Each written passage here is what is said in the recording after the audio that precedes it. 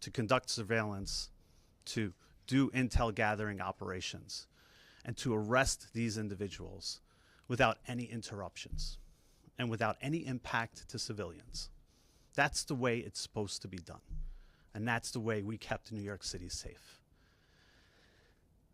6 months ago, our officer was enjoying a Saturday night in the park. And when he was attacked, it was an attack on all of us. And we realized we had to restore public safety and the rule of law. Our mission is clear at CBP. Our mission is to protect the homeland, safeguard the borders, and endure economic prosperity. But this mission was more narrowly focused. This mission was about protecting the citizens of New York and ridding ourselves of these horrible individuals. Now, we came up with the name Salvo because the name means a lot to us. Salvo, first and foremost, the term our officer received salvation that night. By the grace of God and because of the incredible support from the NYPD under leadership of Commissioner Tisch and her team, who was out there picking up our officer and bringing him to a hospital. So we thank the NYPD for that. Salvo also references a term of simultaneous discharge of guns in battle. And that's what happened that night to our officer. And he was so courageous in getting shot in the wrist and in the face and still firing back. He's a hero to us, and he inspires us each and every day. And finally, we felt the need as a premier law enforcement agency with our partners to unleash a salvo of justice. And so by using intel-driven operations, data-driven targeting capabilities that are second to none, we went after individuals who are illegally here and many who have criminal records. It was an incredible operation done by working with our partners, realizing that these individuals were affiliated to the Trinitarios gang. And when we realized that, then we did what CBP and our partners do best: get at the root cause of the problem. Go after these transnational criminal organizations by getting at their networks. And each and every day we would pick off one or two. And with our partners, with ICE, with ERO, with HSI, we used our mapping techniques, looking at individuals with criminal records, arrest warrants, removal orders, and again, picking them off one by one. We could not have done it without them, and it was an amazing success. We looked at businesses, residences, and community hubs that were harboring these individuals. The results speak for themselves. More than 50 arrests as a result of our efforts, all because of the partnership and the work that we did together. It was truly remarkable, and a sign that we will not sit on the sidelines. We will always be there to protect this city. I want to thank, first and foremost, the Secretary again, our Commissioner, our Assistant Commissioner, the Office of Field Operations, our Special Response Team operators, our task force officers, our Border Security Team, our Field Analysis and Intelligence units, under the leadership of George Pasiakos, Mike Firing, Dave Campos, and Carmine Borges, who did an incredible job of protecting the city and making sure that a Saturday night in the park is safe. Thank you, everybody, for being here. I'm now going to turn it over to ICRO Director Ken Gianallo. Thank you.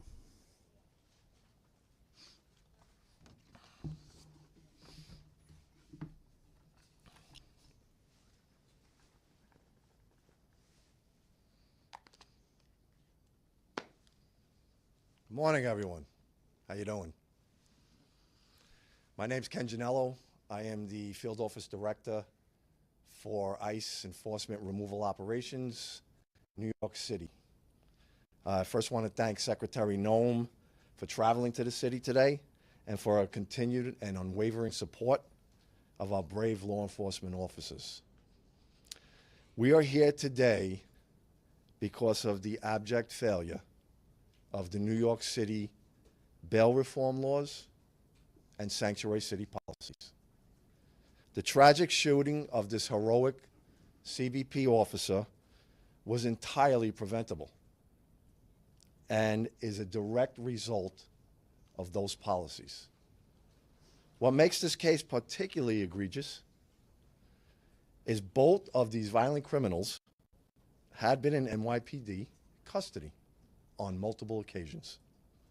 However, due to these sanctuary city policies and the politicians that prioritize politics over public safety, these criminal illegal aliens were repeatedly released onto New York City's streets to harm this brave officer.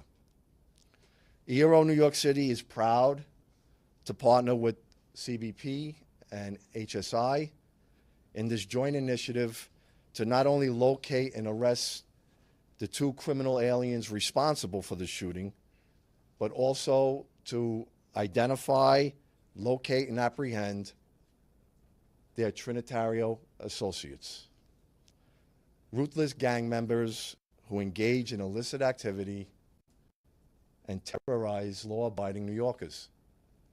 Together, we have arrested over 50 criminal aliens, many with felony convictions, including weapons offenses, drug offenses, robbery, assault, rape, sexual abuse, burglary, and larceny. Approximately 30 of those have already been removed from the United States, while the remaining are in ERO custody at this time. Communities with sanctuary policies suffer the most harm from criminal aliens. When local police release dangerous aliens into the community, they often reoffend in the same community that they are released in. And also, they stay in sanctuary city areas. In this case, the shooter demonstrates he would travel to another sanctuary city jurisdiction, which was in Massachusetts, where he had an outstanding criminal warrant for armed robbery. So to further their criminality without fear of consequences or repercussions, they will travel to sanctuary city jurisdictions, basically hiding in plain sight. They provide safe haven for criminal aliens. The lack of cooperation is unprecedented across the law enforcement spectrum, and rather than the city's stated purpose to protect the immigrants in New York and the citizens of New York City, these misguided policies allow criminals to roam freely in our city, in our country, subjecting New Yorkers and all Americans to unnecessary harm, which includes an off-duty CBP officer just trying to enjoy his Saturday evening in our great city.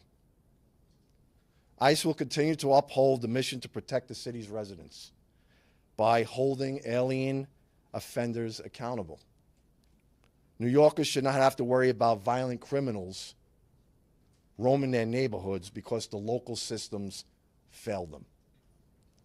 We always stand ready to work with our local law enforcement partners without condition and sincerely look forward to reestablishing mutually beneficial path forward for the safety of all New Yorkers to ensure preventable tragedies like this never have to occur again. Thank you. I will now introduce you to the Special Agent in Charge for Homeland Security Investigations for New York, Mr. Ricky Patel.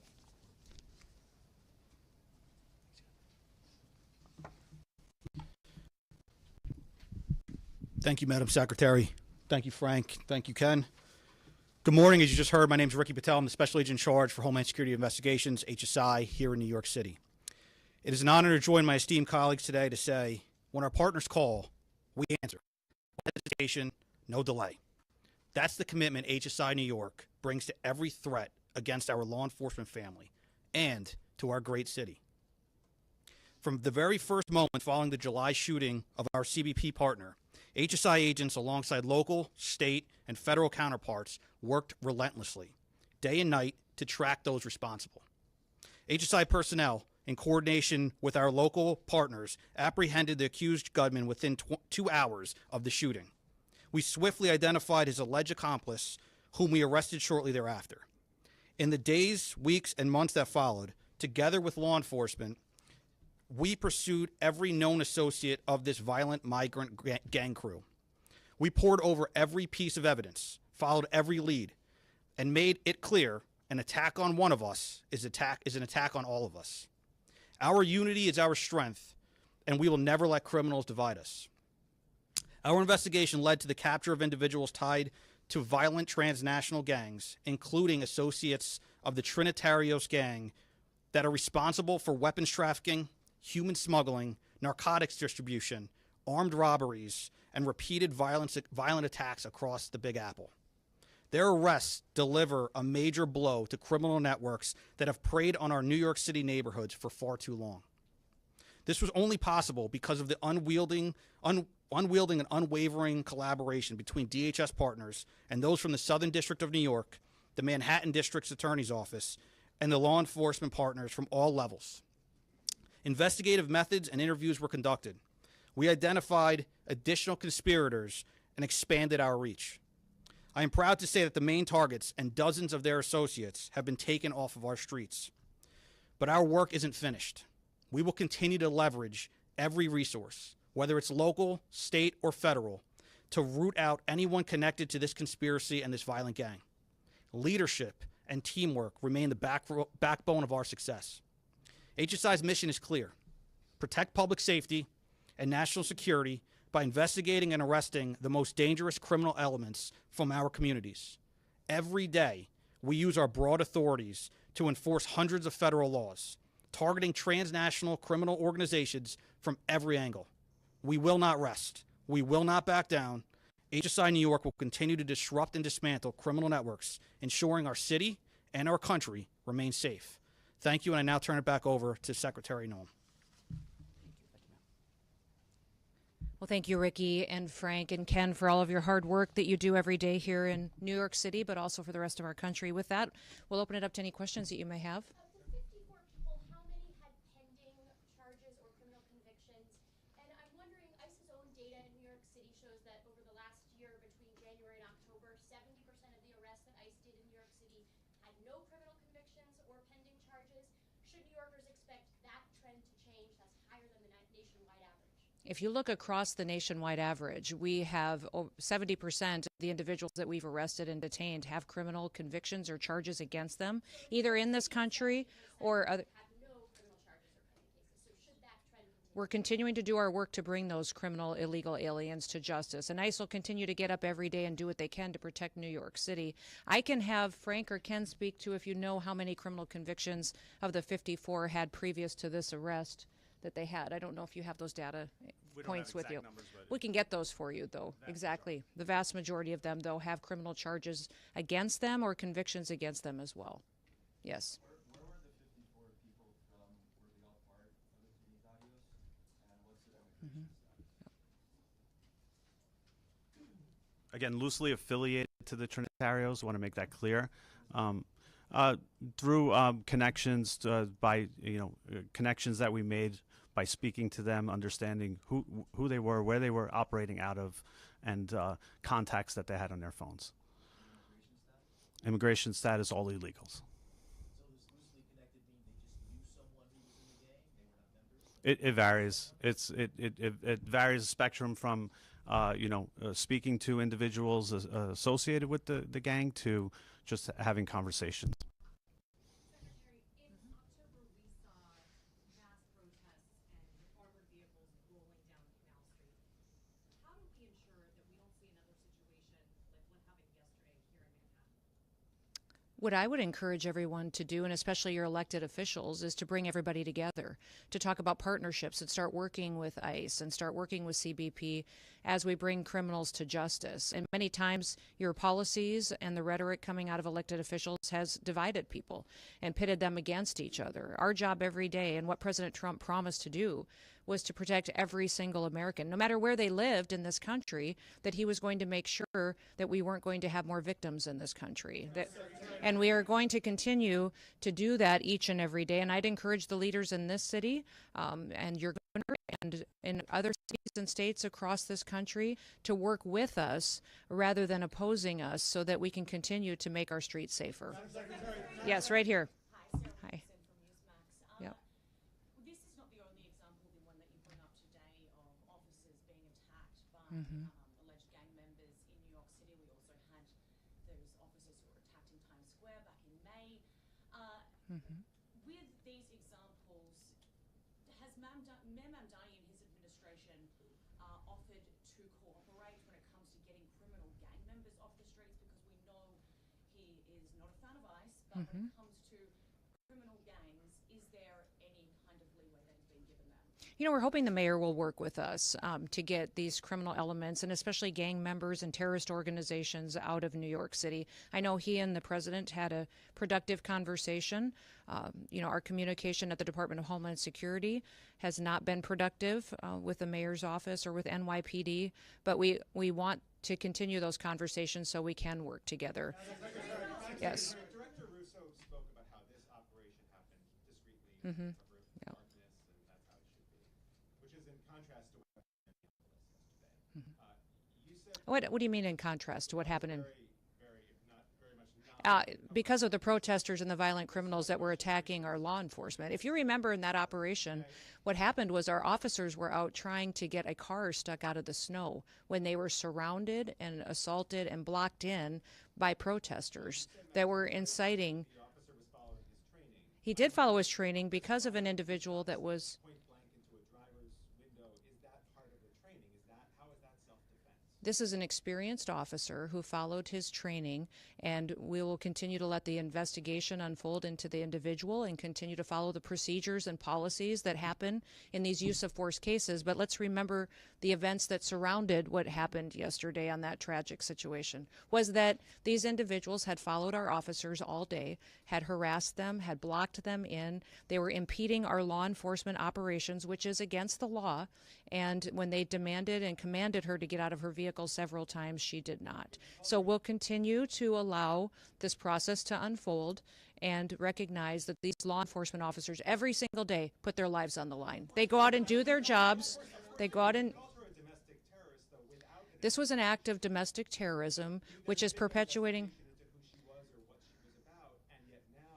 these policies and procedures that follow a use of force situation like this are continuing to be put in place. So the standard operating procedure after every use of force situation is that we follow these procedures and protocols. The situation is no different. This young lady, right beside you.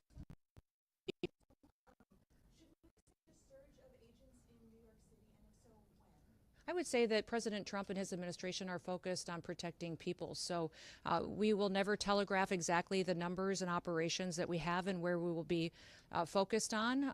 But I think that when you see violent criminals that are taking advantage of American citizens and putting their lives in jeopardy, our law enforcement officers at DHS will always show up. Yes. I'll come back. I'll come back. Go ahead. Secretary, the officer involved in the shooting yesterday, has he been suspended or is he still in the field? The officer went to the hospital. He was hit by the vehicle, went to hospital and received treatment, was released, and is spending time with his family now. And is he still Yes, sir? Yes. In Minneapolis yesterday, you said the surge there would continue. You didn't directly say whether we can expect an ICE surge for civil deportation enforcement. Can you explain what a surge is? I won't describe in detail our law enforcement operations that we have. It's just puts our officers' lives in jeopardy, but they will be there enforcing the laws of this country and upholding the public safety needs that have to happen when it comes to enforcing federal law. So will this be just Homeland Security investigations? You know, we've got thousands of officers there, and I'm not opposed to sending more if necessary to keep people safe. Back up here. Secretary, can you talk a little bit about the experience of the officer and some of his background? How much training did he have? How much training in these types of situations did he have, even if he's from the region? Yeah, I'm not going to get